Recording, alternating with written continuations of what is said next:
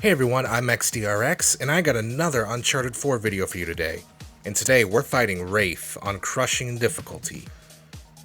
Now that sounds like a challenge, and in the previous games it might have been. But Rafe is kind of a pushover as a boss, at least in my opinion. The venue looks great, and the entire game looks great if I'm being honest.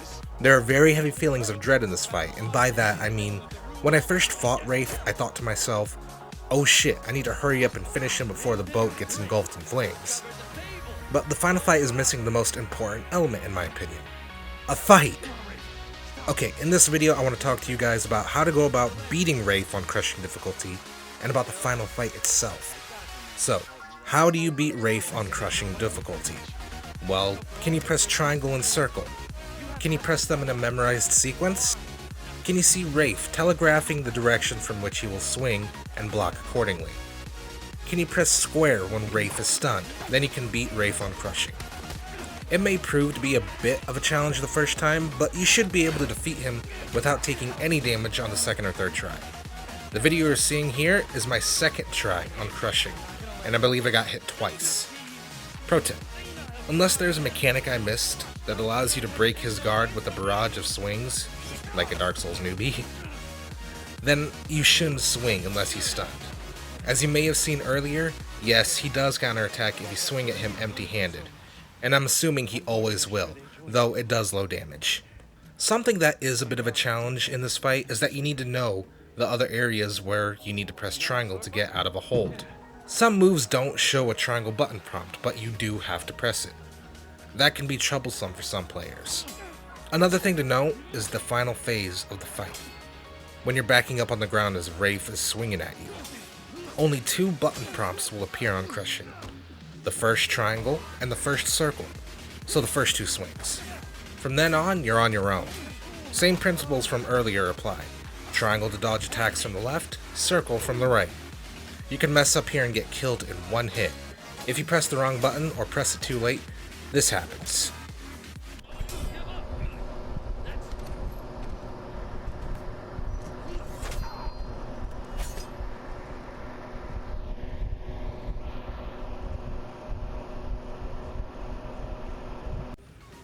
And that is essentially the final fight in Uncharted 4.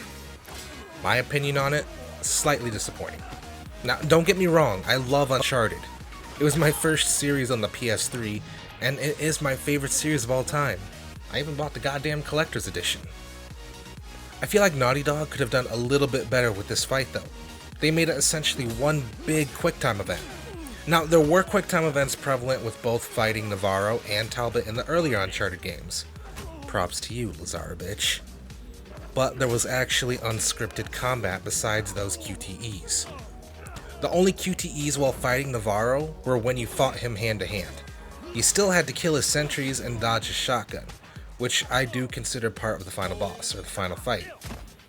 With Talbot, you had to fight him like the enemies you fought hand to hand, the regular enemies. There were some scripted areas where you had to mash triangle or circle to escape a hold or to dodge a cheeky knife swing at the gut. But that was more or less just like fighting a brute or a regular enemy with a knife. Neither of those fights were the best in terms of a fight, but were amazing with the cinematics, the environment, and the overall feeling of, oh my god, I need to beat this guy before the ship sinks, before he shoots me, before we're engulfed in sand, etc.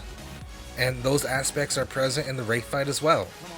My pride with this fight is that you have to play what is essentially a QTE to do any damage to him. The entire fight, the entire encounter is just a QTE. Triangle, circle, triangle. Okay, now he's stunned. Now I can attack. Now I can do it all over again. I mean, his swings don't even feel randomized anymore. I know every single time he does that spin, he's going for a right attack. And keep in mind, I've only played this encounter 2 or 3 times on crushing. This gameplay style would be just fine for the Explorer difficulty, but I feel like Naughty Dog should have done it better for the higher difficulties. How so? Well, at crushing difficulty, after you get your sword, Rafe has new moves and different animations. He'll punish you even further if you get greedy and mash square more than once when he's stunned. The fire becomes an actual threat, and if you linger around the flames too long, it will damage you. so that'll encourage you to stay off the walls.